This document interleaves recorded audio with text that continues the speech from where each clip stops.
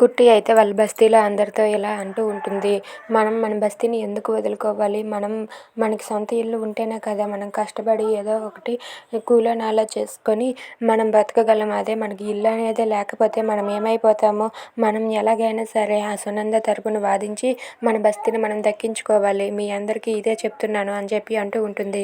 అది విని సింహాద్రి అయితే నా బిడ్డ వీళ్ళందరినీ బాధ పెట్టకుండా వీళ్ళందరికీ న్యాయం జరిగేలా చేస్తుంది అని చెప్పి సింహాద్రి అయితే అనుకుంటూ ఉంటాడు. ఇక అయితే కుట్టి ఇలా అంటూ ఉంటుంది.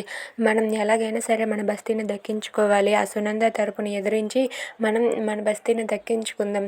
చదువు వచ్చిన వాళ్ళు నేను ఇచ్చిన పేపర్ల మీద సంతకం పెట్టండి, చదువు రాని వాళ్ళు సంతకం పెట్టి ఇస్తాను, మీరు వేల ముద్ర వేయండి అని చెప్పి అంటూ ఉంటుంది. అది విని అక్కడ ఉన్న వాళ్ళందరూ కూడా మా తరపున ఆనంది వాదిస్తుంది, ఆనంది ఉంటే మా బస్తీకి ఏం కాదు అని చెప్పి వాళ్ళందరూ అనుకుంటూ ఉంటారు.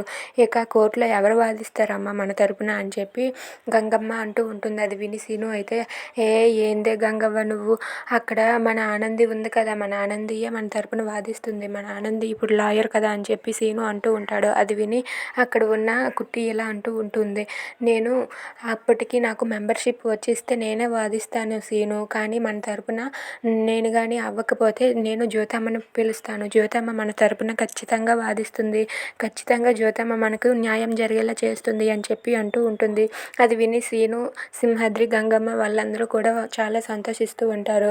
ఏదేమైనా సరే మన బస్తీని మనం దక్కించుకోవాలి, మన బస్తీ మనకు కాకుండా పోకూడదు, ఆ సునంద కాదు ఇంకెవరు వచ్చినా సరే మన బస్తీని ఏం చేయకుండా ఉండేలా చేయాలి అని చెప్పి కుట్టి అయితే వాళ్ళందరికీ చెప్తూ ఉంటుంది. అది విని వాళ్ళందరూ అయితే చాలా సంతోషిస్తూ ఉంటారు. Thanks for watching friends. Please subscribe our channel. Thank you.